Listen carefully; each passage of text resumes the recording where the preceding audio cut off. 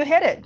That's one of the common myths, that stem cell therapy is not legal in the US. So, and that's just, I think people got that impression because back, during the time when they were doing embryonic stem cell research, there's a lot of ethical consideration and people were upset that embryos were destroyed in the process. So that was banned by Bush, but later on, they still didn't allow destroying of new embryonic stem cells, but they allowed the research to be carried out on the embryonic stem cells that were derived from that time. So no new lives were destroyed, but still, that's not what we use in stem cell therapies. Welcome to Old God Talks to Me, a podcast dedicated to helping guys create kick-ass lives for themselves and those that they love. Ladies, if you want to know what your guy is thinking, this podcast is for women too. Each week, a special guest helps you create that life you've imagined. We talk anti-aging medicine, personal growth, relationships and hot sex. Yeah, you hear me, getting laid more frequently. Other guy vices, and topics that many don't want to talk about but need to. Just because you're getting older doesn't mean you have to be old. Don't want to miss anything? Be sure to subscribe, share, rate, and review this podcast. And be sure to go to www.thestandard.academy/magazine and grab a free copy of our new digital magazine, The Standard Academy, where we talk about erogenous zones, growing hair back, and other things that will help you create that kick-ass life.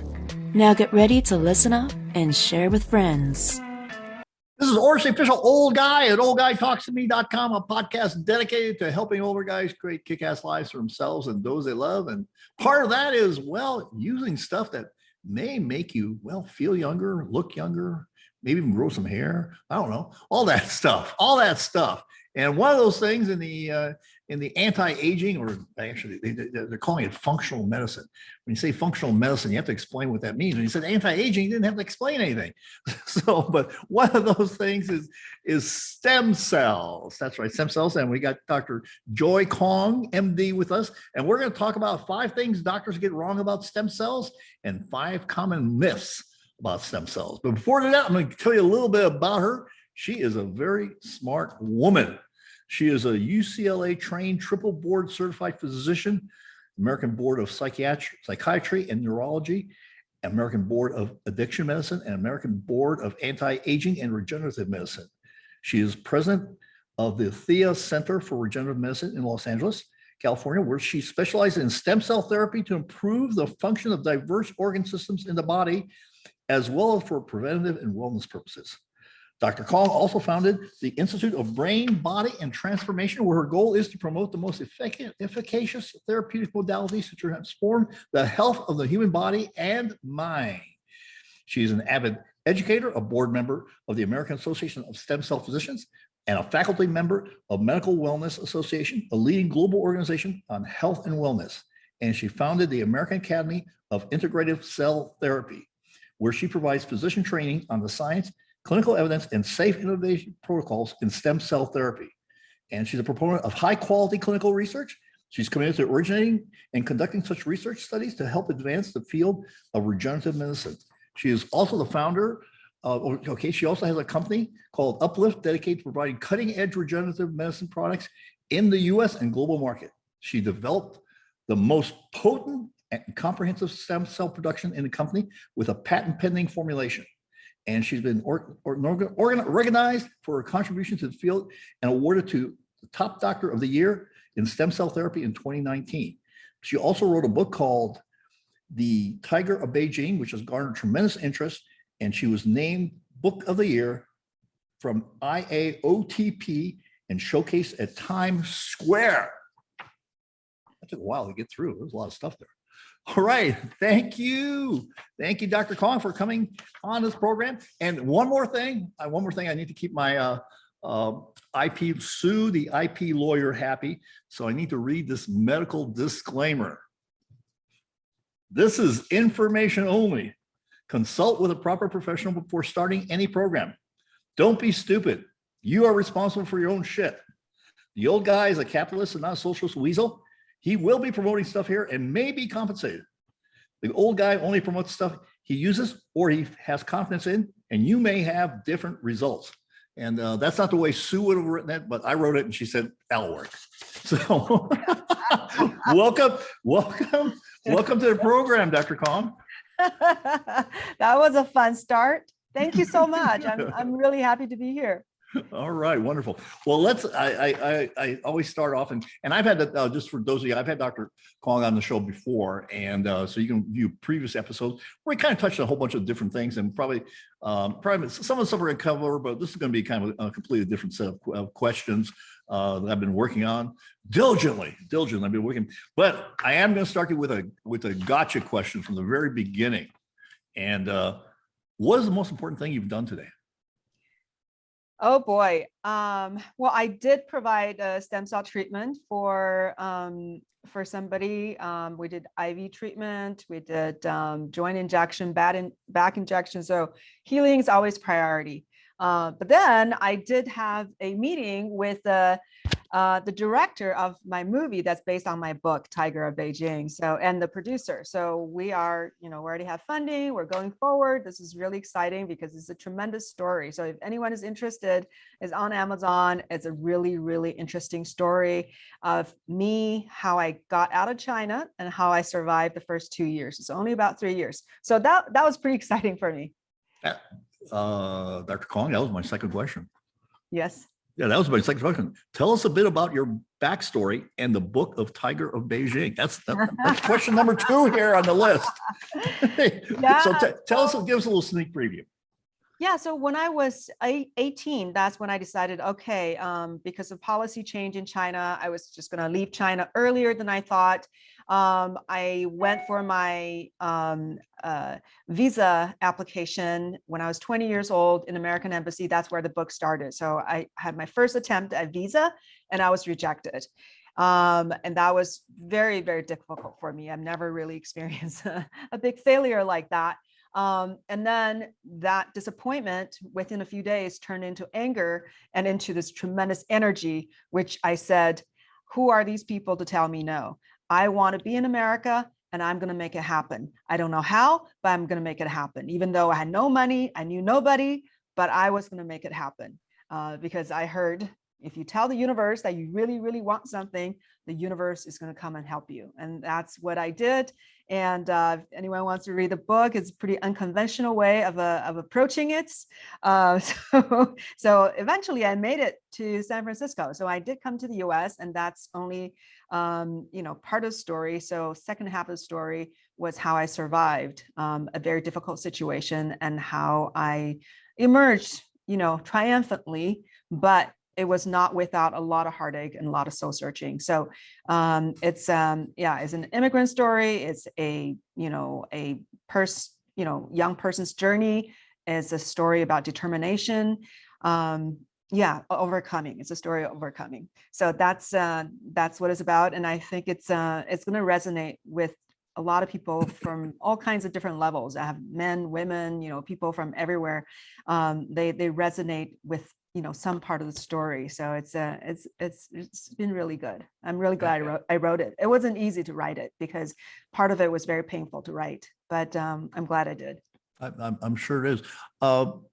So what year was it what year was it when you were trying to get out of China? The story is from 1991 to 1994. Okay.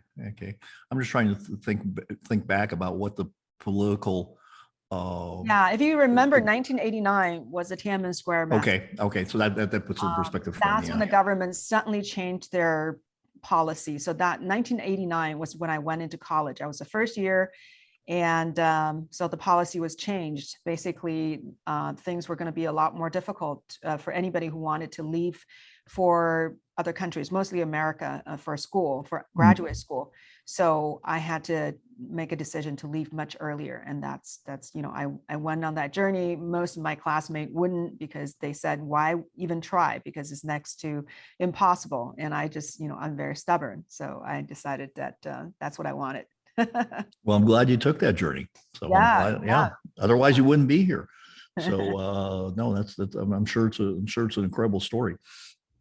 So let's start talking about a little bit about stem cells. And I know we were going to talk about 5 common mistakes doctors make and some myths, but one of the things that, I keep on hearing people tell me, I'm going, no, you're wrong. You're wrong. They say like, oh, well, stem cells are illegal. I go like, no, not. I don't know where you're getting that. I mean, so tell us a little bit about you're obviously not selling stem cells out of the trunk of your car. Like some drug dealer. It's not a stem cell drop house or anything like that. So tell us a little bit about the legality of stem cells, and I guess that's probably one of the myths. Do you need accountability? Are you looking to change the course of your life but have failed to keep on track? Too often we take in information and fail to act. Do you need an accountability program to stay the course? Then go to www.thestandard.academy and find out about my accountability program that goes with my course that helps you find out what you want, why you want it, and how to get it. The accountability program keeps you on track to get results. You hit it. That's one of the common myths, that stem cell therapy is not legal in the US. So, and that's just, I think people got that impression because back, during the time when they were doing embryonic stem cell research, there's a lot of ethical consideration and people were upset that embryos were destroyed in the process. So that was banned by Bush, but later on, they still didn't allow destroying of new embryonic stem cells, but they allowed the research to be carried out on the embryonic stem cells that were derived from that time. So no new lives were destroyed, but still, that's not what we use in stem cell therapy. So right now, when we do stem cell therapy, is either using a person's own stem cells. So you and me, we can get it from our blood, our fat, our bone marrow, there are various places, dental pulp. Yeah. There are many places to get stem cells. The old guy's got a lot of fat, but at soon to be 70, his cells are probably not very good. Your cells are older, yeah, and are less, a lot less than the younger persons. So we also use stem cells from birth tissue. So that means a baby is born, a live, healthy birth, and then you get the placenta and umbilical cord and use that as a therapeutic, source. Sure. Usually it will be tossed in the biological wastebasket. So, but now we know that there's so much incredible cells in that tissue, and we can utilize it. So, so first of all, we don't use embryonic stem cells. So in this country, you can't do that. You can't give somebody embryonic stem cell treatment. That's not legal. If you do it, maybe you can get a FDA approved study. I don't know anyone that's doing that, but basically I haven't seen anybody doing embryonic stem cells in this country. You can do it in other countries. They do that. The problem is that it does carry certain risks. The embryonic stem cells, as powerful and potent as they are, because they can form cells of any tissue in the body, but they also can go crazy and wild because they can form what's called teratoma, which is uncontrolled growth of like a ball of tissue. They can have hair, teeth, and bone, everything is in this ball. It's a tumor. It's just uncontrolled, disorganized cell growth.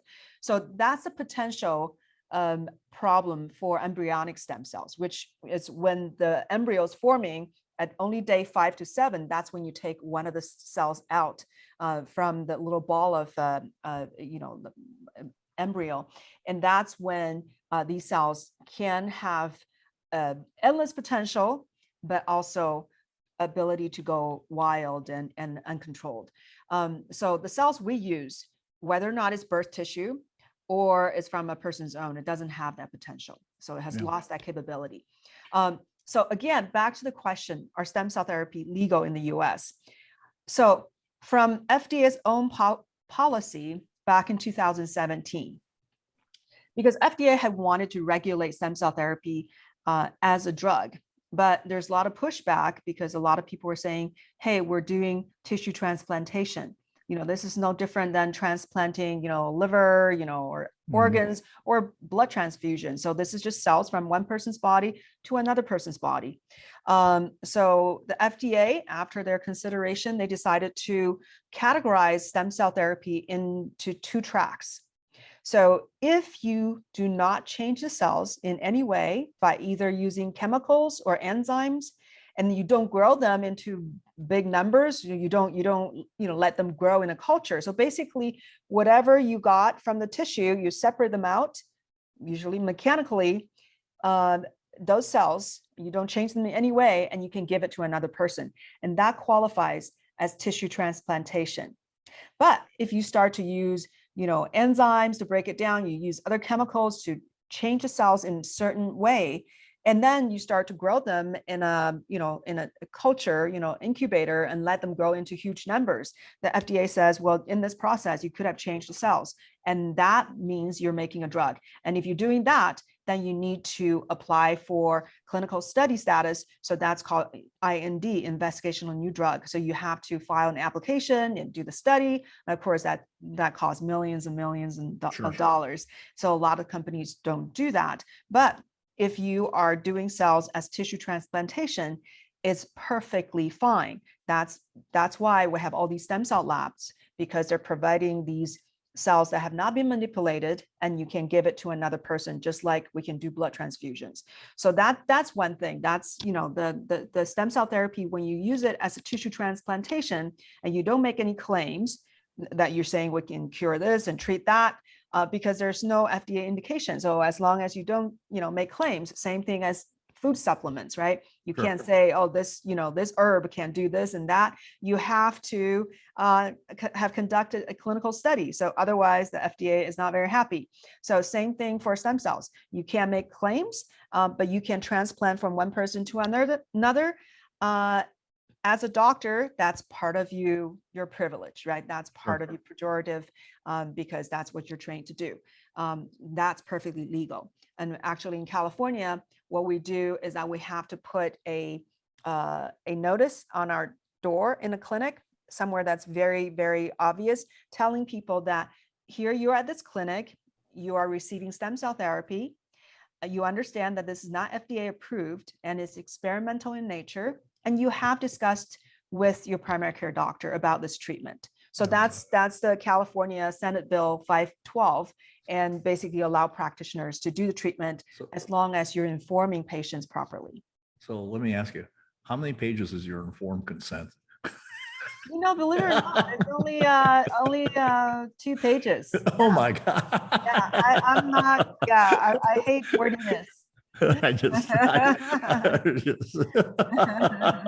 Front and back. It's actually 1 page. Yeah. So. Okay. All right. All right. And so you mentioned about birth tissue. Is what type of birth is it vaginal, cesarean, or what type of birth tissue? Yeah. So for tissue transplantation, if you are saving your own stem cells, let's say someone had a baby and you want to save the baby cells, that doesn't matter what source you get, but contrary to popular or to some beliefs, I cannot have a child.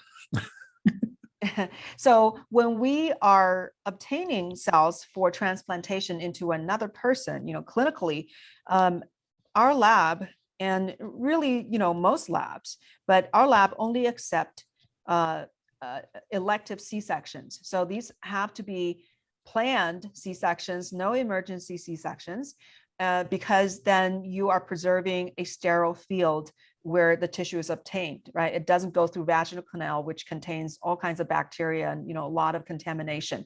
So, so it's only elective C-sections. So it goes through pretty strict screening process from, we only accept donors of US origin. So they have to have gone through really good prenatal care. So then they're screened for all kinds of conditions and infectious diseases. And then if they do want to donate the tissue, first of all, they are not, they are, no one is allowed to compensate these women in any way for donation. Because in the US, donation, of human tissue. It's just donation. You can't sell it. Sure. Selling, and you compensate it. That means, like could be interpreted as selling the human tissue.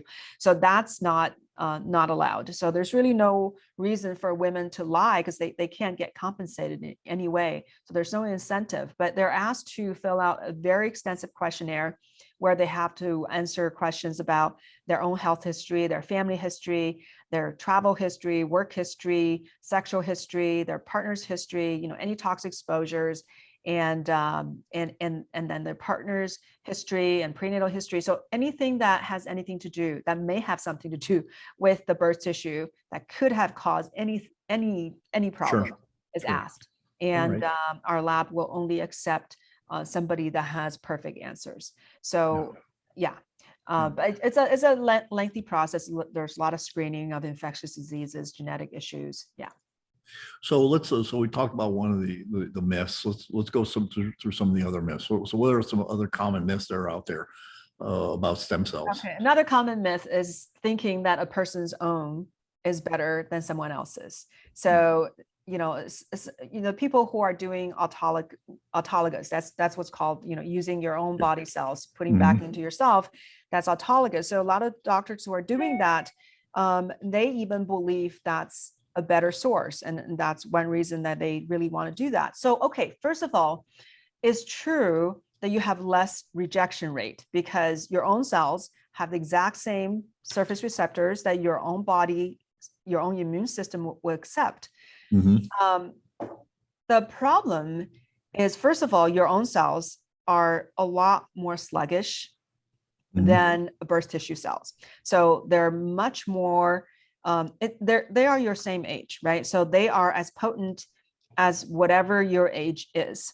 And if you haven't been able to help certain diseases, with your own stem cells, if you haven't helped prevent the aging process with your own stem cells, that means the stem cells are not working as well as younger cells. And we have seen that, that's the lecture I have actually online, are all MSCs created equal? Because MSCs, mesenchymal stem cells, that's one of the most important cells that we're going after these days.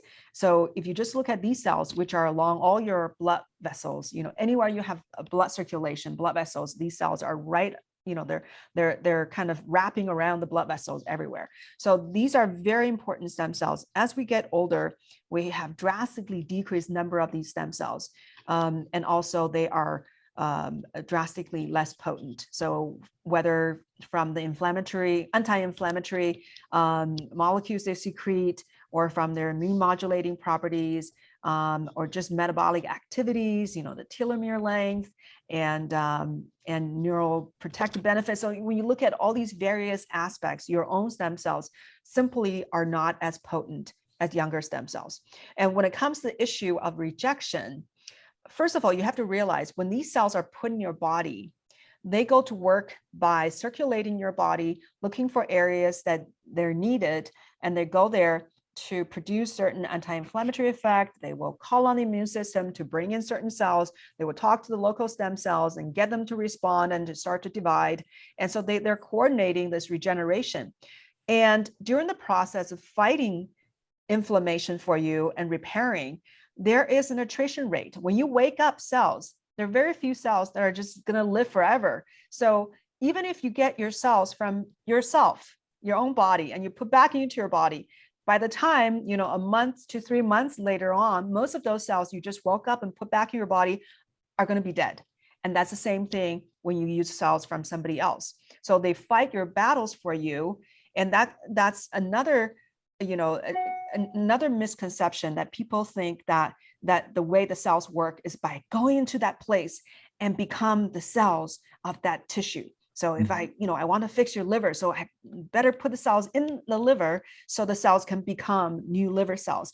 And in the last, 15, 20 years of research, just about every article you read, it talks about, okay, the benefit is not because the cells actually are becoming any of this, cells of the organ, is actually because of what's called paracrine effect. And that's how the cells are sending different signals, affecting the environment, both systemically and locally, and making shifts and help local tissue to repair. And it's not because they are becoming the cells of that tissue is because they're coordinating repair, telling local stem cells, you divide and you replace the damaged tissue. So they have this coordination benefit. So it's really, is not even the point when they think, oh, the cells are not going to stay in your body. None of the cells we give to people are going to stay in the body for very long. But what we're counting on is what they're doing when they're in your body. And because birth tissue cells are so much more potent, so much more active, they're going to produce a stronger benefit. And then they're all going to go die within a month, 1 to 3 months anyhow. So very, very few cells actually stay in your body. And the most maybe, I've asked a lot of, amazing scientists from around the world, 2 to 5%, and most, that's what these doctors, say. It's, no one knows the exact number, but a very, very small number of cells actually stay in the body. And when the cells are younger, they do tend to talk to your body better and stay in your body. Just like, for example, when you use young cells, when you use bone marrow transplantation, right? So stem cells from one person to another. So bone marrow transplantation is really it's really stem cell transplantation. So you have to, if it's adult to adult, adults are already very fully formed. They're very different from the birth tissue. So if you are not typing in their, surface antigens perfectly, perfect match, you're going to have huge problems. But even when it's perfect match, there's still a rejection rate.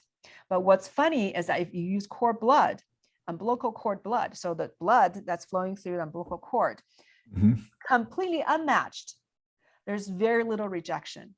This is the difference between young cells and older cells. So the umbilical cord blood composition is very similar to the bone marrow cells as far as cell type composition. So you can see younger cells has better ability to adapt to the new host. Thank you for joining Dr. Orist and his incredible guest. Like what you heard and learned? Then be sure to do 3 things. 1, subscribe so you don't miss the next episode. 2, share this with someone who may need to hear it. 3, leave a review and rate this podcast. Opt in at www.thestandard.academy/magazine and get our free digital magazine with savings, articles, and deeper dives into cool controversy. Be the guy who takes action. Without action, you're not going to get the results you want. Thank you again, and make it a great day.